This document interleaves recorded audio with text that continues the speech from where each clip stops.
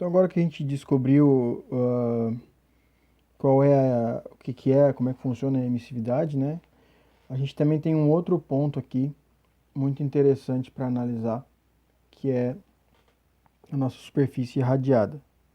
Aqui, pessoal, eu tenho que entender que a superfície irradiada não é todo toda a minha geometria, toda a minha área de troca, tá? Porque aqui a gente está falando do quê? Da radiação. Então, quando eu tenho lá na minha caldeira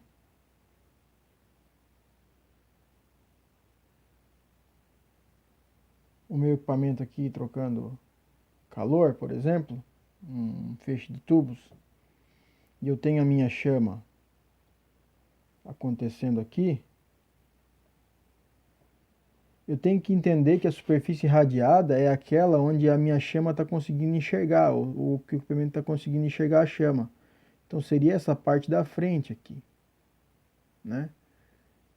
Essa parte de trás aqui não está conseguindo enxergar a chama, por exemplo. Então ali não é uma superfície irradiada, é só onde eu consigo enxergar a chama. Em metros quadrados essa unidade, tá?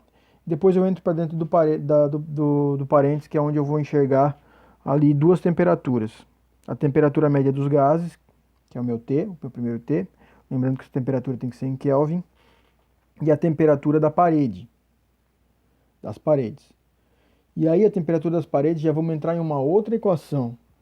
E aqui a gente começa a enxergar que essa parte, como ela foi feita empiricamente, a gente vai ter que ir alimentando as nossas equações com outras equações e dados de tabela. Então, na verdade, não é nada muito complexo de se fazer. Você tem que ir só montando o quebra-cabeça de equações e fatores que a gente vai ter que usar para poder fazer a nossa receitinha de bolo, vamos chamar assim, e resolver o nosso problema. Então a gente viu que para poder calcular a temperatura real dos gases, a gente precisa do calor disponível, que a gente já conhecia. Agora a gente está vendo como calcular o calor relativo à radiação, trocado pela radiação, que está envolvendo a temperatura da parede, que vai entrar numa outra equação agora aqui embaixo. Então vamos lá. As temperaturas das paredes, ela considera as resistências térmicas impostas pelas paredes dos tubos e pela convecção. É determinado através do cálculo iterativo em conjunto com a equação acima, ou seja, uma equação tem a outra equação dentro. Então aqui a gente vê a temperatura que a gente está calculando lá embaixo e aqui a gente vê o nosso calor que a gente encontra na equação de cima. Então uma complementa a outra. Para a gente poder fazer, aí a gente vai fazendo iteração e vai encontrando a nossa resposta. Mas basicamente aqui a nossa temperatura da parede, ela é a temperatura do vapor, que é esse primeiro cara aqui, mais o nosso calor relativo a fluxo de calor relativo à parte de radiação. Aqui também a gente está considerando que a gente está sempre trabalhando com tubulação, então aqui a gente tem comprimento de tubulação, comprimento total dos tubos, né?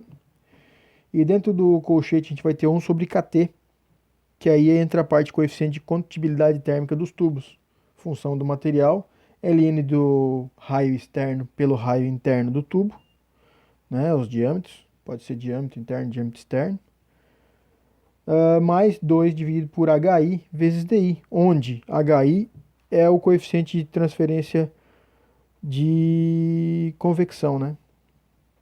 Coeficiente interno de transferência de calor por convecção, vezes o diâmetro interno.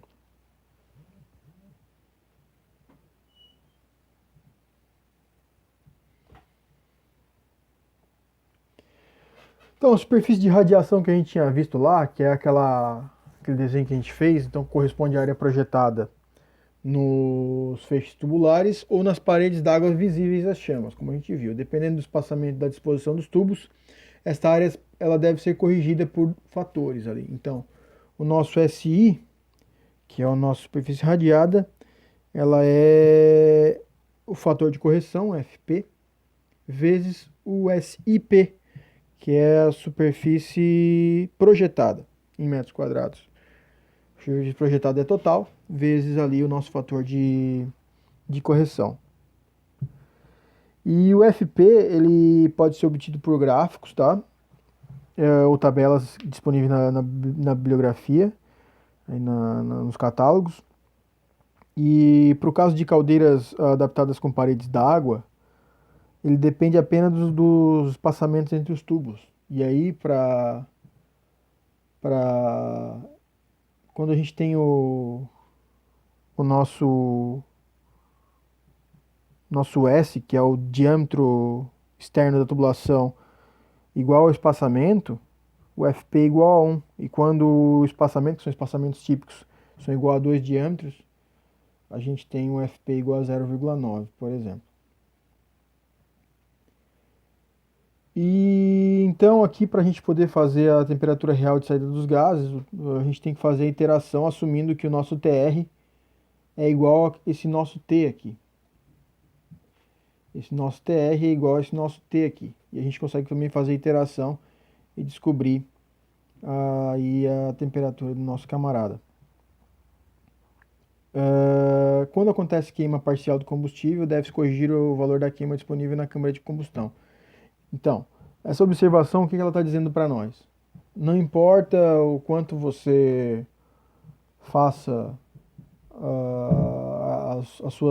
as simplificações, ainda vão ter algumas variáveis que vão precisar ser vistas depois para você reavaliar essa equação. Quando a gente está fazendo uma disciplina dessa, a gente mostra, né, um caminho para você encontrar uma temperatura real dessa dos gases, mas na prática você vai ter queima parcial, então vai ter ainda aqui, vamos dizer, multiplicando esse cara aqui, um outro fator, que eu vou chamar de alfa aqui só para exemplificar, que seria nosso fator de correção da temperatura real, considerando queima parcial de combustível.